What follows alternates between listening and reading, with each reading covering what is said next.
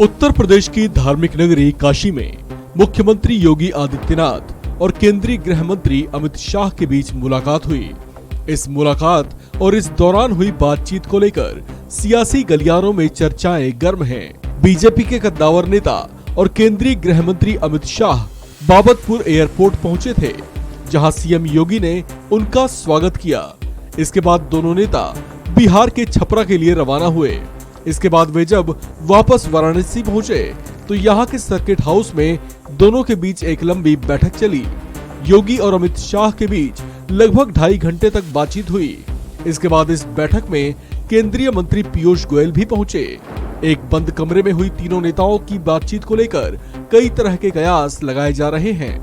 इस बैठक में केंद्रीय वाणिज्य एवं उद्योग मंत्री पीयूष गोयल की उपस्थिति को लेकर चर्चाएं हैं कि वाराणसी में भविष्य के प्रोजेक्ट्स को लेकर संभावित तौर से चर्चा हुई होगी।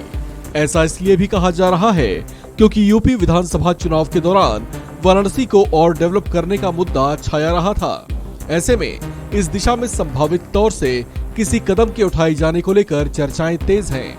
हालांकि कुछ मीडिया रिपोर्ट्स के मुताबिक इस दौरान काशी में पूरे हो चुके या चल रहे प्रोजेक्ट्स पर कोई चर्चा नहीं हुई।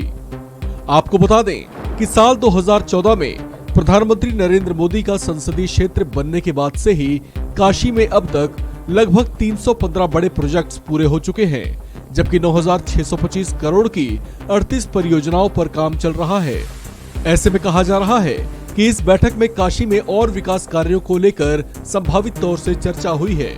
इस बीच कयास ये भी लगाए जा रहे हैं कि बैठक में गुजरात चुनाव पर भी चर्चा हुई। दरअसल गुजरात में यूपी खासकर पूर्वांचल से रोजगार की तलाश में गए लोगों की संख्या काफी ज्यादा है। कई वहां बस चुके हैं। ऐसे में वे एक बड़ा वोट बैंक हैं जो सीधे सीधे चुनाव को प्रभावित कर सकता है।